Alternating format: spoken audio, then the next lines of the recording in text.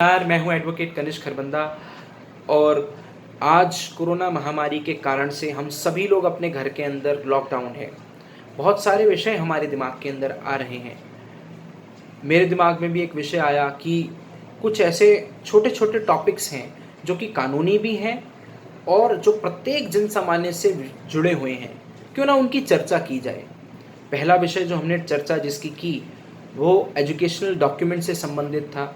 जो कि 10वीं और 12वीं कक्षा में पढ़ने वाले छात्र छात्राएं हैं, उनके एजुकेशनल डॉक्यूमेंट्स के अंदर किसी प्रकार का स्पेलिंग एरर आ जाता है, कोई नाम बदल जाता है, तो उसको कैसे ठीक करना, कानून उसके संबंध में क्या कहता है, इन सब विषयों को चर्चा की। आज जो हम चर्चा कर रहे हैं वह कर रहे हैं section 138 of negotiable instrument act के बारे में, जिसको हम सामान्यतः चेक बाउंस का केस भी कहते हैं। मुख्यतः यह विषय व्यापारी वर्ग से संबंधित है, क्योंकि यह उसी को सबसे ज़्यादा अफेक्ट करता है। व्यापार जब हम करते हैं तो या तो हम किसी कमोडिटी को बेचते हैं या किसी सर्विस को प्रोवाइड करते हैं, और उसके अगेंस्ट में हमें कंसिडरेशन में कैश मिलता है, या फिर बैंक के नेट बैंकिंग के माध्यम से पेमेंट मिलती है, या फिर चेक मिलता है। जब हमें चेक मिलता है तो हम चेक लेकर बैंक के पास जाते हैं, बैंक को प्रेजेंट करते हैं और बैंक उसकी पेमेंट कर देता है। परंतु तब क्या कि जब वो चेक रिटर्न हो जाए, इनसफिशिएंट फंड के कारण से, स्टॉप पेमेंट के कारण से, या अकाउंट क्लोज के कारण से, तब हमें क्या करना चाहिए? तब हमें सबसे पहले चेक रिटर्न होने के 1 महीने के अंदर अंदर सामने वाली पार्टी को एक नोटिस भेजना है अपने एडवोकेट के थ्रू, जिसमें ये लिखा जाएगा कि आप इस पेमेंट को 15 दिन के अंदर अंदर करिए, क्योंकि यह आपने चेक दिया था और वह चेक रिटर्न हो गया है, इसलिए आप पेमेंट जो अमाउंट है इसको 15 दिन के अंदर अंदर हमें पे कीजिए। अब 15 दिन का हम इंतज़ार करेंगे। 15 दिन में अगर उस व्यक्ति का कोई रिप्लाई नहीं आता, या फिर रिप्लाई आता है परंतु संतोषजनक नहीं है, तो हम फिर उस 15 दिन के अगले 1 महीने के अंदर अंदर कंप्लेंट केस एक फाइल करेंगे सेक्शन 138 के तहत अपनी कोर्ट में। हम कोर्ट में केस फाइल करेंगे, जज साहब हमारी बात सुनेंगे, सामने वाली पार्टी को बुलाएंगे, उनकी बात सुनेंगे, डॉक्यूमेंट्स के आधार पर एविडेंसेस होंगे, फाइनल आर्गुमेंट्स होंगे, जज साहब अपना जजमेंट सुनाएंगे। अब इन सब बातों में होते हुए हमें कुछ विषयों का ध्यान रखना है। वे विषय क्या हैं, वे सावधानियां क्या हैं, उसकी चर्चा अभी हम करेंगे। सबसे पहली बात, एक भ्रम, एक भ्रांति सभी के मन में है कि चेक को 3-4 बार 5 बार रिटर्न कराना है, परंतु ऐसा नहीं है। अगर पहली बार भी आप चेक रिटर्न कराते हैं तो उसका वही इफेक्ट होगा जो आप तीसरी बार कराएंगे, जो उसका होगा। एक बार चेक रिटर्न हो गया तो उसके बाद आप 1 महीने के अंदर अंदर नोटिस भेजिए और आप अपनी कार्रवाई आगे बढ़ाइए। तो ये बात ध्यान रखनी है, एक बार ही रिटर्न कराना है। दूसरी बात, जब हम ट्रांजैक्शन करते हैं तो हमारी डॉक्यूमेंटेशन प्रॉपर होनी चाहिए।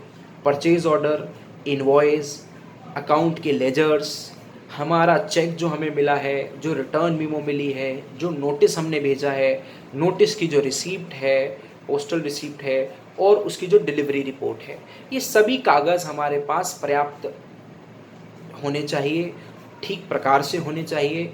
इसका हमें ध्यान रखना है। तीसरी बात, हमें केस कहाँ फाइल करना है? हमें केस वहाँ फाइल करना है जहाँ पर हमारे बैंक की ब्रांच है। यानी कि अगर हमारी बैंक की ब्रांच गांधीनगर में है तो हम गांधीनगर की कोर्ट में फाइल करेंगे। कई बार ऐसा देखा जाता है कि बैंक की ब्रांच हमारी कालकाजी में है और हमने चेक प्रेजेंट कर दिया है गांधीनगर में, तो हमें कालकाजी की कोर्ट में जाकर केस को फाइल करना पड़ेगा।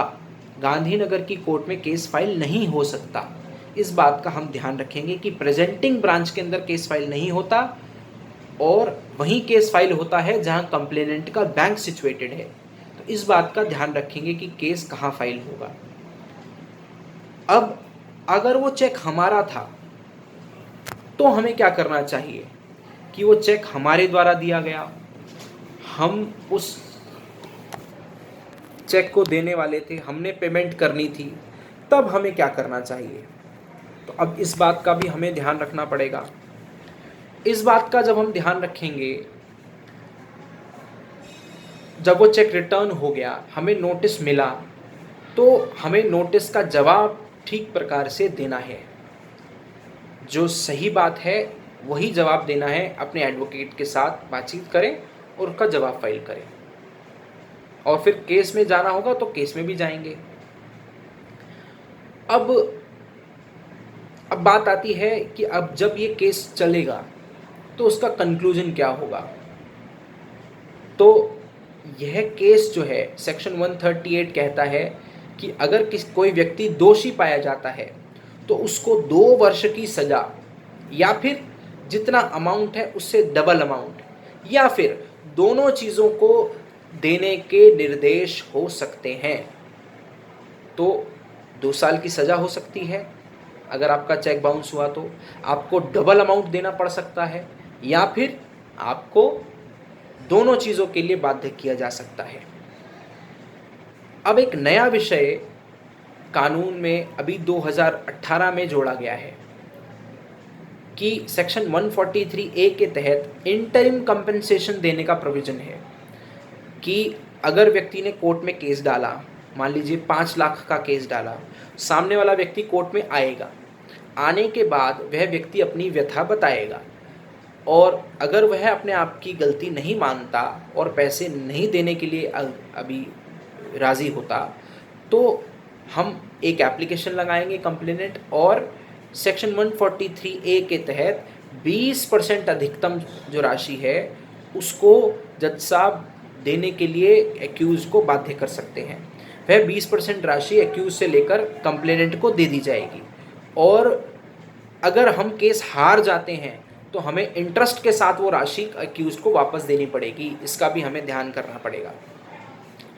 तो 20% राशि उसको जमाने करानी पड़ सकती है, परंतु यह जो बात है ये सब केवल, यह विषय जो है सेक्शन 143A का, ये केवल उन्हीं के ऊपर एप्लीकेबल है जो केसेस 2 अगस्त 2018 के बाद डाले गए हैं।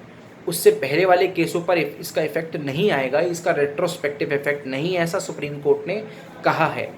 मुझे लगता है कि लगभग सारे विषय मैंने लगभग छू लिए हैं।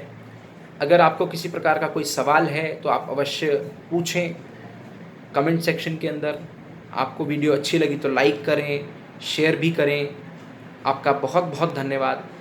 सभी को मेरा प्रणाम। भारत माता की जय।